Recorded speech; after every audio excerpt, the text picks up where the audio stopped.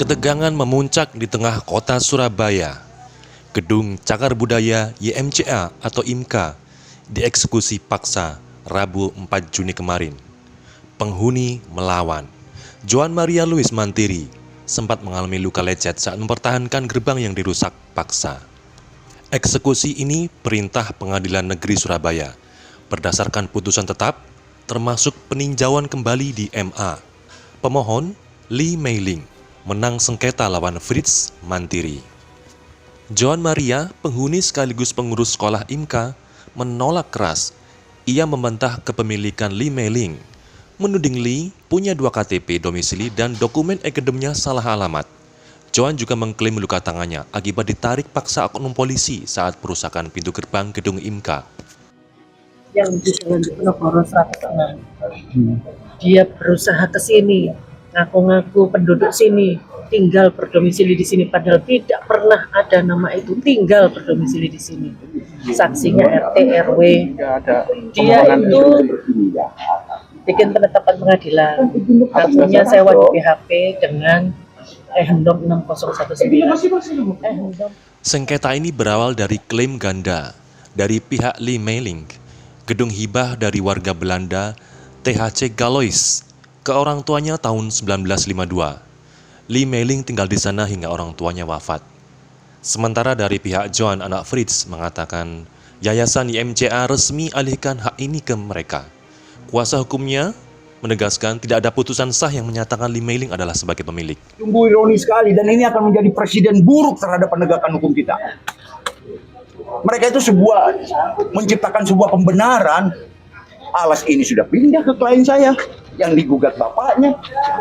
Bayangkan, sebuah rekomendasi lembaga tinggi negara sangat tidak dihargai sama sekali. Itu. Jadi kami akan melakukan perlawanan, juga akan melakukan laporan pidana, ya, ke Komnas HAM, ke Mabes Polri, ke Propam juga. Mungkin itu, Mas. Eksekusi berujung ricuh. Masa penghuni hadang petugas. Pintu pagar didobrak. Untuk mengantisipasi kerusuhan, 634 personel kepolisian dikerahkan untuk mengamankan jalannya eksekusi. Tanggal 3 Juni 2025 kami diperintahkan untuk melaksanakan eksekusi pengosongan yang jasa dari pelaksanaan eksekusi pengosongan akan kami bacakan. Angkutan menimbang bahwa alasan pemohon mengajukan permohonan eksekusi lanjutan ini karena sampai saat ini termohon eksekusi belum melaksanakan amar putusan Pengadilan Negeri Surabaya. Dalam pokok perkara, mengabulkan gugatan penggugat untuk sebagian, menyatakan tergugat melakukan perbuatan melawan hukum, menghukum tergugat dan atau siapapun yang disuruh oleh tergugat untuk mendiami, menempati, menyewa objek sengketa untuk segera mengosongkan. Intinya kita dalam putusan itu, saya kuasa hukum setelah putusan kasasi ya. Dalam putusan itu diminta untuk menyerahkan pada pemohon eksekusi Lee Mei-ling.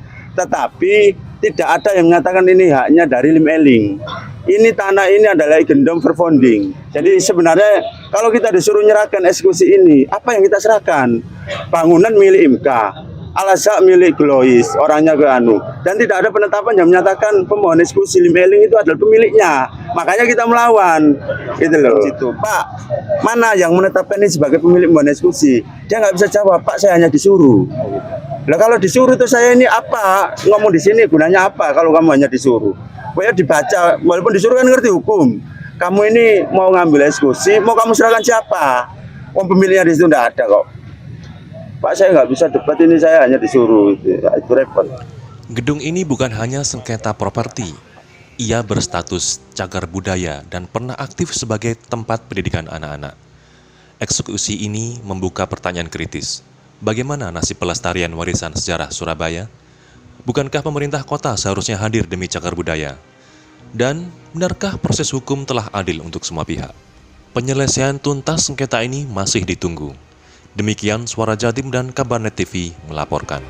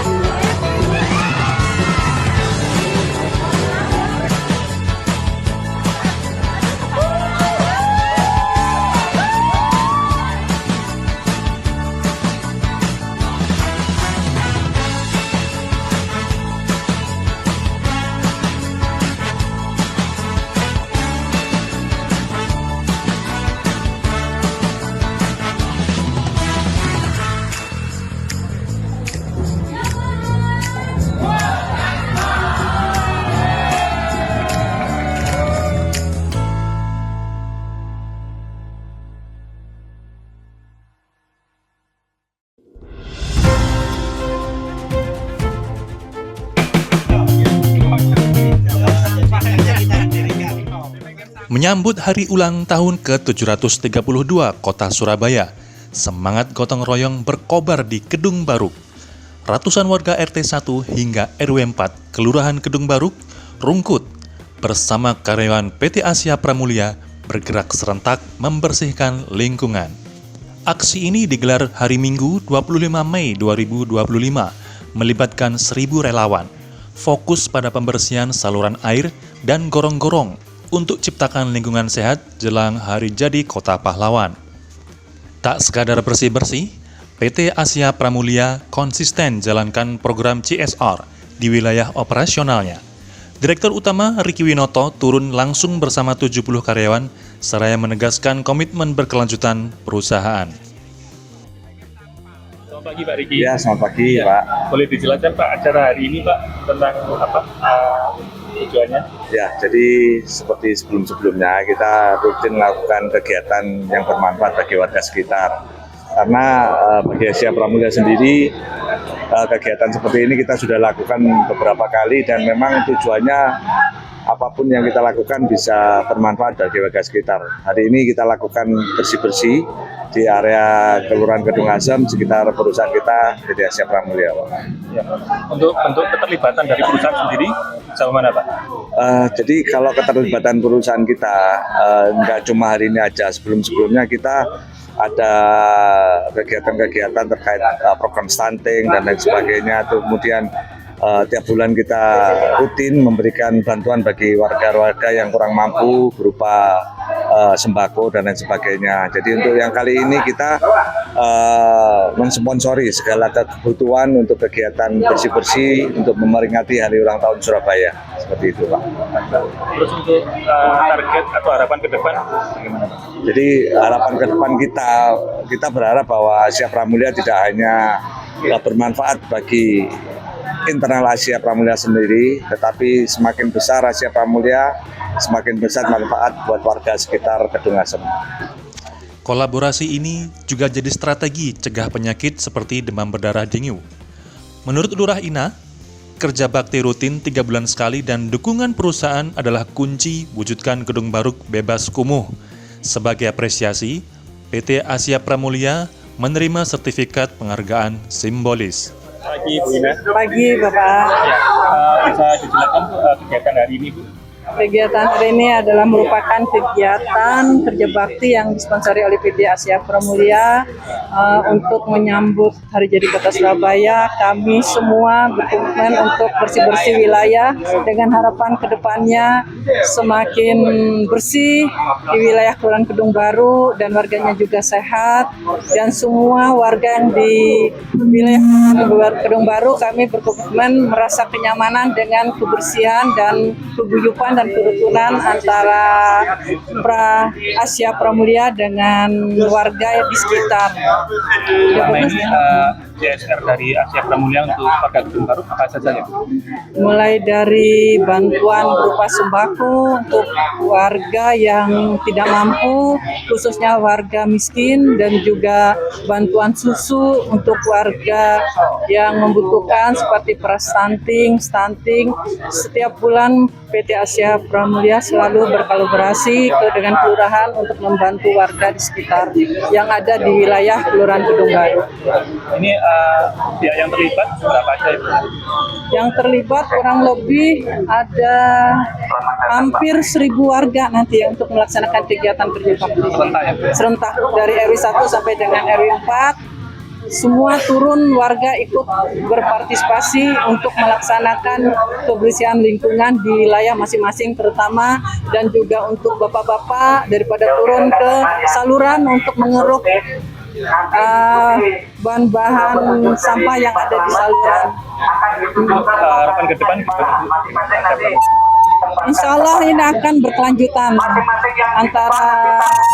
antara Asia Pramulia dengan kelurahan untuk selalu menggerakkan warga untuk melaksanakan kegiatan. Riki Winoto selaku Direktur Utama Asia Pramulia menyebut aksi ini sebagai kado kecil untuk Surabaya. Sinergi masyarakat, swasta, dan pemerintah di Kedung Baruk jadi contoh nyata langkah menuju kota yang maju, peduli lingkungan. Semangat gotong royong ini diharapkan menginspirasi seluruh warga Surabaya. Dengan partisipasi massal dan komitmen berkelanjutan, Kelurahan Kedung Baruk membuktikan kebersihan kota adalah tanggung jawab bersama. Dari Surabaya, kami laporkan selamat ulang tahun ke-732 Kota Pahlawan.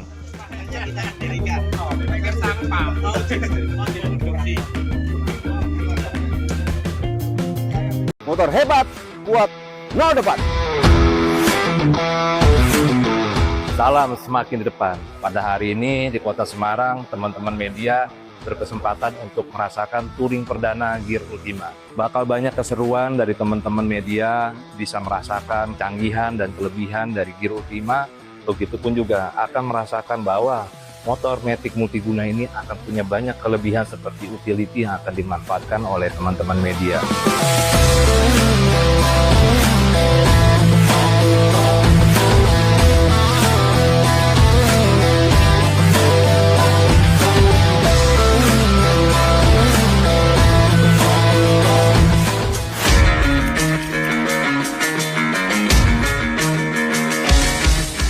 Kita udah belanja banyak banget, ada perabotan rumahnya, corong tuh, sama ada beberapa sembako. Ini saya akan masukin ke dalam bagasinya Yamaha Gear Ultima, karena memang bagasi itu gede.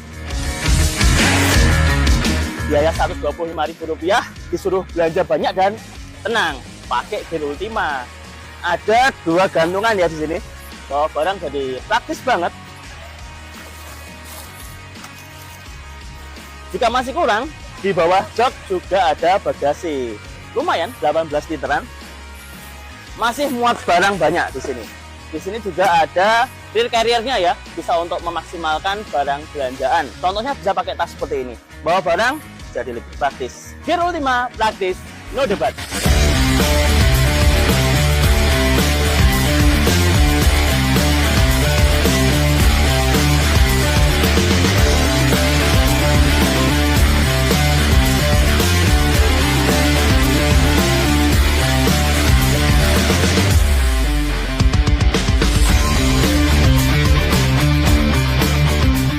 Saat ini saya sedang menghadiri acara Yamaha Gear Ultima Media Test Track yang diadakan oleh Yamaha dengan rute dari Yamaha Flagship Shop Semarang menuju ke ini kawasan Ungaran. Dan jalur yang dilalui lengkap banget ya, dari jalur perkotaan yang padat, termasuk juga naik turun. Tadi melewati salah satu jalur yang asik, nanjaknya mantep banget, yaitu di Jalan Baru Ugin. Nah, dari situ ketahuan bahwa performa mesin dari hybrid Blue Core dari milik Gear Ultima ini ternyata mumpuni banget buat diajak nanjak-nanjak. Jadi dengan torsi yang besar ya, 10,6 Nm, gampang banget membopong motor yang bobotnya 95 kg ini untuk naik ke sini. Jadi tidak ada hambatan lah, gampang enteng aja. Dan tenaganya 8,3 horsepower juga menurut saya sudah cukup banget. Jadi kalau buat harian sih saya rasa Gear Ultima ini selain fungsional ya, punya fitur lengkap banget, tenaganya juga udah oke sih. Gear Ultima, performa kuat, no debat. Soal buat quality, ini motor termasuk yang bagus. Gap bodinya rapat dan rangkanya pakai pipa tubular bergaransi 5 tahun. Dan yang pasti behelnya nih besi, dan dia ada tambahan belakangnya, jadi buat angkut-angkut barang ini pastinya kuat banget. Gear Ultima, kualitas no debat. Halo, saya Bagas Satrio dari Media Outlet Max dan saya sudah mencoba Yamaha Gear Ultima Hybrid paling baru ini di daerah Kota Semarang. Dengan rute sejauh 70-an kilometer dan nanjak-menanjak, Yamaha Gear Ultima Hybrid ini memiliki mesin Blue Core Hybrid 125cc yang memiliki torsi 10,6 Nm yang dapat diandalkan untuk nanjak-menanjak dan bisa mencatatkan konsumsi bahan bakar sebesar 74,5 km per liter. Bener-bener bikin kaget banget, irit, no debat nih motor. Gear Ultima, irit, no debat.